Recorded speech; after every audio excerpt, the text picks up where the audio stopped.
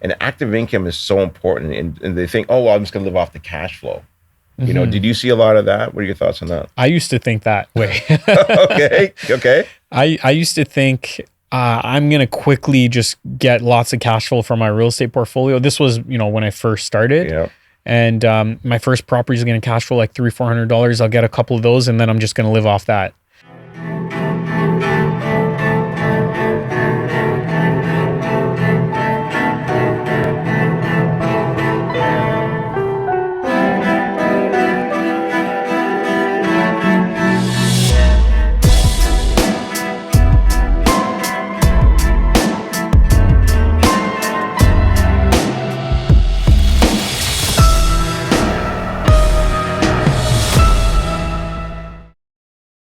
All right, George, how you doing, my friend? I'm doing very well, thanks. Good. It's been a while since I've seen you, since we've done this. Yeah, I saw you at a conference maybe a year ago, but we didn't really have much of a chance to speak. I think you were speaking at that event.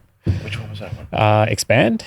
Oh, okay. I was actually at that one again this year, speaking again. So I had a new topic there, talking about the matrix mindset. All right. Yeah. All right. So, but it was good. You know what? Alfonso does a really good job with those events. A lot of people show up, and he's actually a really good leader. He really is. And there's a lot of love in those events that people just really gravitate towards him. But it's really good.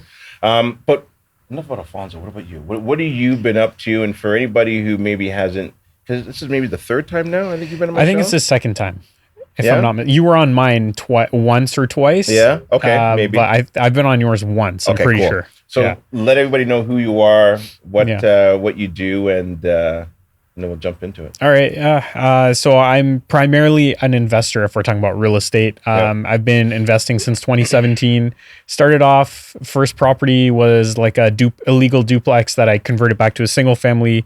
And then I just kept going from there. Went into like some 4plexes, 5plexes.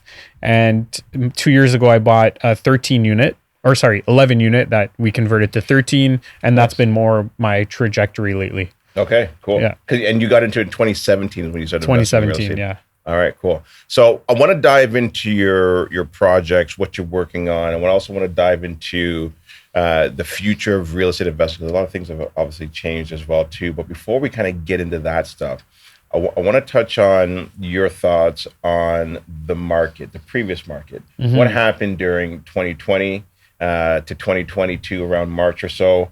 And more importantly, did you survive? It looked like you survived. It looked like you survived. Yeah. But let's talk about the mistakes that you saw happening, or did you even make mistakes as well too during that era? Let's dive into that, because it's obviously a lot of people have been impacted by it. They've been hurt by it, and a lot of people are trying to get out of it. Yeah. Right. Yeah. Still. Well, I mean, I'm fortunate. I hired a coach pretty early, and I think that having a coach helped me avoid a lot of mistakes. But I don't know. I think just because like I'm so numbers oriented that I never got into a lot of the things that other people did, like buying condos or something where you're buying it and hoping it increases in value, and then if you don't, it's gonna have a negative cash flow if you rent it out. Like I was never into that kind of thing. Right. So just your question was, like what how happened? Did we get here? Obviously a lot of people wanted to get into real estate investing, right? Yeah. You saw it on social media, prior to 2020, one of the things that I saw was that when I went to these different rooms, when I went to these different events, you saw usually the same people. Like it was a very small circle, even from like 2008 to 2020, very small. I mean, obviously it started picking up, I think maybe around say 2018, it started, you started seeing different people, but then all of a sudden there was like this explosion of real estate investors, gurus, coaching, mentorship. Right. Like, what do you think happened? Where did people make the mistake? Was it just a fear of missing out? Yeah, I don't know what, I guess so. I think everybody thought that it would be an easy ride. Yeah. Like real estate would be a quick way to make some money.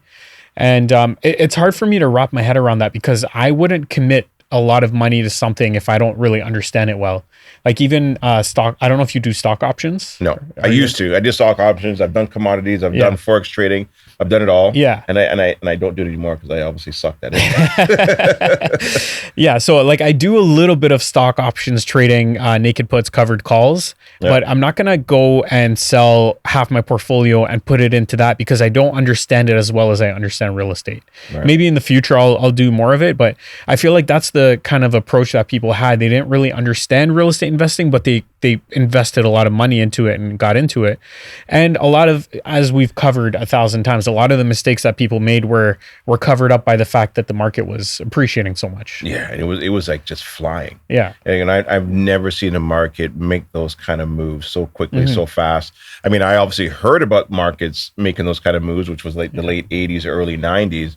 But to actually see it happening and that fear of missing out and people just blindly getting into real estate investing and not truly understanding the fundamentals or how to run the numbers. And I think the other thing as well too is that they should have never lowered the interest rates as low as they did. Yeah. And I think when you've got cheap money like that, so I think there was two big things. Obviously, once you have cheap money, that allows people to want to get into the market. And then number two, the way that the market was going up so fast because they injected so much money into the system, then all of a sudden people's homes just went up, and all of a sudden now they've got equity, and it's like, you know, giving keys to a 5-year-old kid, and all of a sudden now he's like, hey, I'm gone. Yeah. And people just jumped into the market. So I was talking to a mortgage broker yesterday, and he brought up this interesting thing, which is like pretty basic, but the way he put it, it made me realize, obviously there's a correlation between interest rates and real estate prices. When rates are down, prices typically increase and vice versa. So we had a combination of rates being supremely low and the prices shooting up extremely high, and people were paying astronomical numbers for their homes in 2021, 22. And now if you signed a 5-year term back then, your 5-year is coming up for renewal, right? And the rate that you got back then, whatever you're going to renew at is going to be maybe double that. And you paid a premium for your home, like the highest point of the market. So it's going to be really interesting to see what happens over the next couple of years. Well, if your mortgage payment doubles, you know, a lot of people aren't going to be able to afford it. And the value of your home now is going to be lower than it was back then, most likely. Yeah, it's a good point because, you know, a lot of first-time home buyers may have potentially gotten in with the help of their parents. And so now they buy these homes because they think that the prices aren't going to come down. And so like, okay, we got to get in. If you don't get in, you're going to miss the boat. And so you had a lot of that happening. And then to get into the market, a lot of them had to get their parents to co-sign. So now the parents have co-signed, and now they're on the mortgage with them. So now the parents can't get off of that. And then now the prices of homes have come down, so their equity is gone. So now they're stuck to this home for who knows how long, if they can continue to keep up with the payments. And then that wipes out a large number of those first-time home buyers that would then want to, say, 5 years down the road to then be able to go up to their next home. You know what I mean? Like, so it feels like it's going to be a while before we even get out of this mess. Possibly, yeah. But at the same time, we're also seeing a lot of people getting into the market now because rates are now at a point where 100%. They're more affordable. Prices have come down. There's more inventory, so sellers are willing to work with you a little bit, you know. And there's also like some pretty creative things you can do now. So I've checked with a lawyer on this and a mortgage broker, but you can actually, and you might know this because you've been in the game a long time, but you can negotiate to have a seller pay all your closing costs. And that might not be a massively substantial amount on a, you know, $300,000 home. But if you're talking about an apartment building or a couple $1 million purchase, it could add up to some significant amounts, and that can really reduce your initial capital investment, and allow you to, you know, get into a larger project with less money in. Interesting. So are you putting that into the Schedule A, or is that just in a reduction of the price of the property? No, you can put it in Schedule A. Okay. I don't know. You're a real estate agent as well too, right? Yes. Yeah. Okay. You still practicing? I am. Yeah. Okay. Yeah. So yeah, you can put it straight in there. And like I said, because obviously maybe some people listening don't know this, but you can't ask for a rebate like a lot of lenders will flag it and won't allow that. Right. So I think maybe 10, 15, 20 years ago, people used to put like on closing, I'll get a rebate of X dollars, and the lenders were okay with that. I know, it's so crazy. We used to do that. Yeah. We used to do like a rebate on the roof, the rebate on like say an old furnace. And all of a sudden you get about like, like a $10,000 rebate, $15,000 on closing. Yeah. Now lenders won't allow that. Yeah. I guess it's kind of considered like mortgage fraud, something along those lines. Yeah. Well, they probably just stamped it as mortgage fraud, but anyways, yeah. But for a seller to cover your closing costs, that doesn't apply because you're not adding anything to your mortgage. It's just those are fees they're not going in your pocket. They're just fees that you have to pay for. So it works out. Interesting. Okay. Yeah. Yeah, I mean, that's all I have to say on that.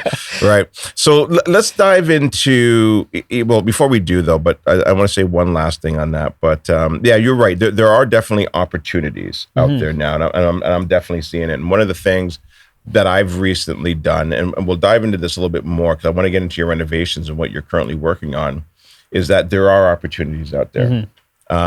And me jumping back into the market now because I don't sell as much real estate as I used to. Was I wanted to see what my team was dealing with or what they were facing, because obviously the market has shifted. It's nowhere as crazy busy as it used to be when we were doing a lot more real estate investing. A lot of the real estate investors have disappeared. The more sophisticated ones are still in the game. They're still pulling the trigger. And then we're still doing property tours. And so for those investors, they're coming out, they're looking, they're observing, but they're not all pulling the trigger, or they're very slow too. They're taking their time. But I agree with you. This is a great opportunity. If I wanted to continue to grow and scale my portfolio, this is the market to do it in. And this is where I think you're going to see like the 30s and the 40-year-olds where they hate their 9-to-5s and they're going to be looking for an opportunity. They've got 1.5 kids, a dog, and they're like, I don't like my job anymore. And here's a great way to build wealth. And what better way to do it in a market that, especially like in Toronto, that has come down so much, or even like on the outskirts, right? So no, I agree with you. So on that note, this is just something that, I was reflecting on. I'm going to get your opinion on this, but you know how we always hear this saying, and I've said it too, like one property can change your life. I know it did for me because I was able to leverage it and then grow my portfolio from the one property. But for the people that buy, let's say one property on the outskirts somewhere, not in the GTA. And they paid, let's just say $100,000 for it. They paid $100,000 for it 25 years ago. And now that property is worth like $400,000. How does that property change that person's life? It's not a substantial enough amount to change your life. So I don't know if I would say one property is enough to change somebody's life. So I would love to hear your thoughts on that. I think, my thoughts on one property, can it change your life? I think it can. And here's a reason why, was that the mortgage has been paid down. They've been getting maybe potentially, hopefully some cash flow along the way. But that $300,000 now that they've got, they can now, whether they decide to sell the property, to then maybe even lend that money out. Like I love private lending. Where now you can get, say, anywhere from 10 to 14% on that. And you do, I don't know what the math is on that, how much you get a month, but I mean, like what's that's going to give you? Probably like $3,000 a month. I don't know, whatever it is, that amount is. But that can definitely make an impact on somebody's, when true. they, So one can definitely change your life. Can it, here's the other issue though, is obviously inflation, right? But it also, I think, allows their kids to potentially now where they can have a down payment to get into the market. So it can have an impact for sure. It's definitely better than not having anything 100%. And just living paycheck to paycheck. So I see that, but I'm just thinking for myself, like if I just had the one property, I don't know if that would really help me get to where I need to be. So I have to just you have bigger whys and bigger dreams and bigger goals, right? Some people may not. Like the way that I looked at it when I was doing it, I want to have at least 2 properties because I want to have one at least for my daughter and one for my son. Then I was like, oh, well, maybe I should have like a no questions asked property for myself. And then my wife's like, well, I should have a no questions asked property for myself too, right? Okay, well then maybe we should have one more for vacations. And so then, when you start to have some bigger whys, I think that's important. But number 2 also too, keep this in mind, is that, you're also creating housing. And because, the government hasn't created much housing for renters for the last 20 years. Now I think they are starting to do that now, but that wasn't anything that they did for a very long time. Like 80s in, you know, I don't know when they stopped, around maybe late 80s or so, where they stopped kind of building apartment buildings, right? Yeah. So no, I think one can definitely change your life, but maybe not to the magnitude that you're looking for. Yeah. So I get that. But let's move into like renovations. Let's move into to projects and that you've been working on, because were you buying properties during COVID? Yeah, I did. And where were you buying them, and how was it that you were able to survive the slaughter out there? Again, like I bought responsibly.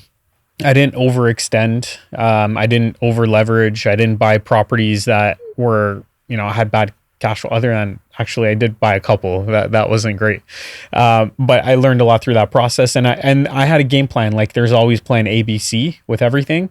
But yeah, I mean, I survived. So hold on. I want to dissect that. So number one is, why was it that you knew what type of properties to buy? Where did you get your teachings from, or where were you going to get education? Yeah, like I said, I hired a coach pretty early. Okay, got it. I think I was after 2 years of buying my first property, I hired a coach. Yeah. Okay. And I learned a lot from him. I mean, I'm still involved in that in his group and his program. And he always preached about, you know, making sure you have cash flow, making sure you stress test your portfolio. Don't always expect things to go well. Things are going to turn. It always does. So be ready for that. So it was really helpful. So fundamentals. Yeah. So cash flow. Yeah. Don't worry about appreciation. This is a long-term play, right? Forced appreciation, things like that. Yeah. And then number two, you also said something that I thought was important, where you said that you did make some mistakes. Yeah, for sure. Why did you make those mistakes, or what happened? What was it that you forgot? No, I made a lot of mistakes, and for different reasons. Yeah. There was one where I picked the wrong partners. That was one mistake. They're good people and everything, but it's just, we were like both, let's say, chefs in the same kitchen, and we each wanted to do things our way, and that doesn't work very well because you need one chef. Yeah, exactly. There was another time where I guess I got a little excited. I bought into this whole thing. The market's never going to come down. So I paid for a property. It was still cash flow positive. It's still a good property. But I probably could have been more patient and picked up a better one. Yeah. I wouldn't say that one was a mistake. It was just, it wasn't I didn't get the greatest return on that one. Right. It was good. Yeah. And then there was another project where I bought 4 townhomes side by side, and they were all occupied and way under market rent. But I got such an amazing VTB on them that I decided to move forward because, you know, like I said, I had plan A, B, C. Plan A was to get a paralegal in there. Maybe we can negotiate with the tenants. That didn't work out very well. Only 1 out of the 4 went for it. Yep. I mean, that one was like stressful because I had a 1-year VTB. After the year passed, we were bleeding pretty heavily on 4 of the townhomes. So I mean, that was a mistake. I think I just have to be more careful about the opportunities. Do you think there was a bit of a fear of missing out because the way that the market was moving? You're like, let me get in because this is the way it's going. The appreciation on this is going to be incredible. No, I don't think so. I think it was more the VTB was 1% interest only. That's so crazy. Yeah. So I mean, yeah, the rates and were the low. VTB is, for anybody listening that doesn't know what a VTB is. Vendor take back mortgage. So the seller provides a mortgage against the property instead of you going to a lender or whatever. Right. I mean, the rate was incredible on it. And I had success with this paralegal on another property. And I was pretty new to like the whole, let's call it cash for keys thing. Yeah. And I was a bit naive. I thought he did it there. I'm sure we can do it again. I learned a lot from that about cash for keys and dealing with tenants that don't want to leave and that what whole did thing. You learn? The whole process of doing, the renovations. I forget what the form is. Do you remember what the form is for N13? N13. Yeah. So N13 is basically an eviction due to major renovations happening in a property. So I ended up doing that and I was successful in it, but I learned a lot from that process, and it took a lot longer than I thought it would. I mean, so it still ended up being a good project. It still worked out. Yeah. But it was just some hurdles that you had to jump over to get it. It was stressful. Where you needed to get it to. Yeah. It was stressful. So what are some of the projects that you're currently working on? Because I know you've also got something else in the future that you're planning on. We'll touch on that later. But what is it that you're working on, and what are you specifically looking for? Yeah. Well, I'm wrapping up a second story addition on a property that I have. It's an 11 unit apartment building. I think I touched on this, that we converted to 13 units. Okay. So when did you buy that? September 2023. Okay. So you bought that. So it was an 11 unit. Where is it? It's in Brantford. Okay. Yeah. Why Brantford? So I know the Brantford market. I knew it a little bit from back then, but it was a great opportunity. It's in the Golden Horse. I think it's considered a Golden Horseshoe as well, and that's where my properties are anyways. So the opportunity was there. We got a VTB on that as well. Okay. So the financing was good. Yeah. I looked over the numbers. I consulted with 2 different people, like paid money to consult. So can you walk us through the numbers, just very high level? Yeah. You mind sharing that? So it was a $2 million purchase price. Okay. We got about just over 100,000 a door. Is that right?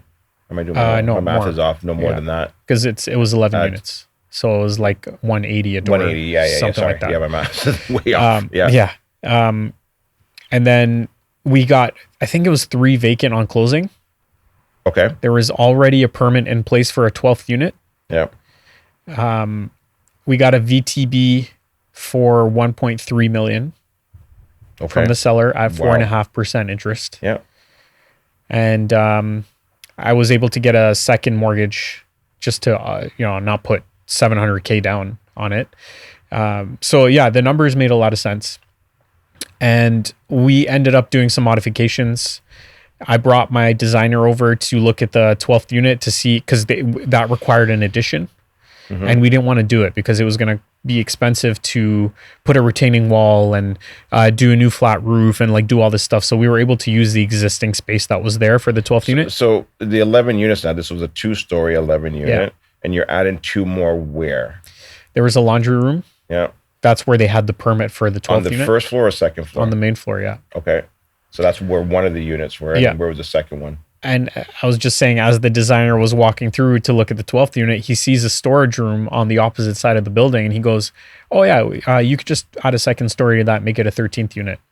I was like, oh, okay. That sounds like a great idea. Thanks for coming. Interesting. Yeah. So then how did you get to that 3rd floor? Then you'd have stairs right there. It's not 3. It was a ground level storage room. It was like an all brick, had concrete foundation, everything. And we just added a second story on top. So it was still a 2-story unit. Got it. Okay, so it just became a bigger unit then. It was a small storage room, probably like 350 square feet or something, like 300 square feet. Yep. So by topping it up, now you're at 600, let's say. Got it. Okay, so you made it just bigger. Yeah. Essentially. Because if I could have put a little unit in there without doing the second story addition, I would have, but it didn't meet building code. So we had to make it bigger. Okay. And is that done now? Is it just more along the lines of just like maintaining it, and if a tenant leaves to go in there? And it's not done yet. So we're just wrapping up, like we're doing like the final inspection and all that, but it's pretty much right there. Yeah. Yeah. Okay, cool. So yeah, it's a pretty cool unit. It's actually, so this is the thing about working with good people. They give you ideas that you probably wouldn't think of on your own. For sure. So this storage room was right next to a utility room where all the meters were and whatever. So the contractor walks into the utility room and goes, you know what? We might be able to use some of this space to add to that 13th unit. So we moved some of the meters off the wall. They built a 2x4 wall. And then they actually put the bathroom into that utility room. So we got a little bit of extra space. It's nothing major, but it wasn't very expensive to do. And it was all thanks to, the contractor just coming up with the idea. Yeah. So important to have a good team with you. Yeah. Whether it be when you're out there hunting for like a new deal, or your contractors or your architect or your designer, to your accountant team, to your bookkeeper. Like, it's so important. That was one of the most important things I think I learned in the beginning, was like, just surround yourself with the right people. And it just makes the journey so much easier. Yeah. Like, even like when I would go to some of these events and I would come home with all these like amazing ideas, And I'm like, okay, we got to create like a 3-tier corporation. Yeah. And then I go to my accountant. He's like, no, you're not ready for that yet. Yeah. I'm like, oh, okay. Yeah. And it was just because I trusted my team. And then, you know, a few years would go by, like, okay, now you're ready to do this, or now you're ready to do that. But you know, I think really important is like, bring the ideas to your team, and then let them help you navigate through the through that whole process. And the interesting thing, so I mentioned that I kind of made a mistake picking the wrong partners at one point. Yeah. I met that contractor through them. Right. So just to kind of go full circle, he comes on board to this project and helps me with different ideas, and he does the project for me. So it's interesting how things work when you look back. For sure. So going back to that partner, what was the mistake that you think that you made in your initial conversations that you had when you're to go back and say, I should have asked this question, or I should have maybe put this in a joint venture agreement? What did you learn from that? I don't think it was anything like that. It was more so that the property that we picked up, bought from a wholesaler for an amazing price. Bought it for, I think, like $275 in Hamilton. It was a 2.5 story home, but it had a huge hole in the roof. So there was a lot of water damage because of that. And my thought initially was, because it's such a great price, let me go in there, just fix the water damage, fix the roof. And I think it was operating as a duplex at that time. So let's maybe continue operating that way. But as these partners kind of came along and we all started sharing ideas, they were like, you know what? We just did another project where we were able to convert a property into a 5-plex or something along those lines. I think we should tear this house apart from the inside and rebuild it and make it a legal 4-plex. And then I just went along with that. And we realized the costs were increasing substantially. At that time, the market was declining. We didn't really see a way to refinance this property later on. So we ended up selling it as like an incomplete project. So I think if we had gone with my original plan, it would have been a more successful project, because the cost would have been much lower. It would have been much faster, easier to refinance. So that was it. But if the market kept moving the way that it was going up, then you would have been fine, obviously. But no, we bought it when the market started declining. Okay. You just didn't realize how low it was going to continue to keep going. It wasn't just that. It was also the rates were still shooting up at that time. Yeah. So we didn't think, the rates by the time we closed were going to be up another percent, and then 3 months later the rates are up another 1 or 2%. It was a crazy time. It was a crazy time. How did you survive it? What is it that you think that allowed you to survive it? Because again, like I'm saying, like just the aftermath is happened and it's still happening. Right? What was it that you did in regards to, say, interest rates or your portfolio, or did it get really tight for you? Yeah, I think it got tight for everyone. Yeah. But I think fortunately, like I said, I was pretty responsible. So we still had cash flow in a lot of our properties. And some of them went negative, but we still had some that were cash flow positive. So we were able to kind of survive that way. And we had to pull some money off line of credits here and there, especially if we had repairs or things to do. And you just kind of get by, like you figure out a way to survive it. And maybe you just have to work a little bit harder, make some money in your business, and be able to cover some of the holes in your real estate portfolio. Plug those holes in the boat, right? Yeah, exactly. As they say. And here's the other thing as well, too. Let me see what your thoughts are and comments are on this, is that I think a lot of people got into real estate investing during the COVID era, and then all of a sudden they did the perfect BRRRR. Yeah. And then they left their full-time job, and they're like, this is what I'm going to do full-time. And what I think a lot of people didn't realize was that you need active income. Yeah. And active income is so important. And they think, oh, well, I'm just going to live off the cash flow. Did you see a lot of that? What are your thoughts on that? I used to think that way. Okay. I used to think I'm going to quickly just get lots of cash flow from my real estate portfolio. This was, when I first started. Yeah. And my first property is going to cash flow like $300-400. I'll get a couple of those, and then I'm just going to live off that. Yeah. And then I don't know what it is. People kept telling me, you can't think like that. The cash flow, you're going to need it to like repair the property or whatever. Yeah. And I didn't think I didn't believe it. Yeah. Listen, you know what? This is a really good point. I don't want to dive more into this because I think a lot of people got themselves in trouble. But we're going to take a break and then we're going to continue this conversation because I think it's really important for people to hear this. And we'll be back soon.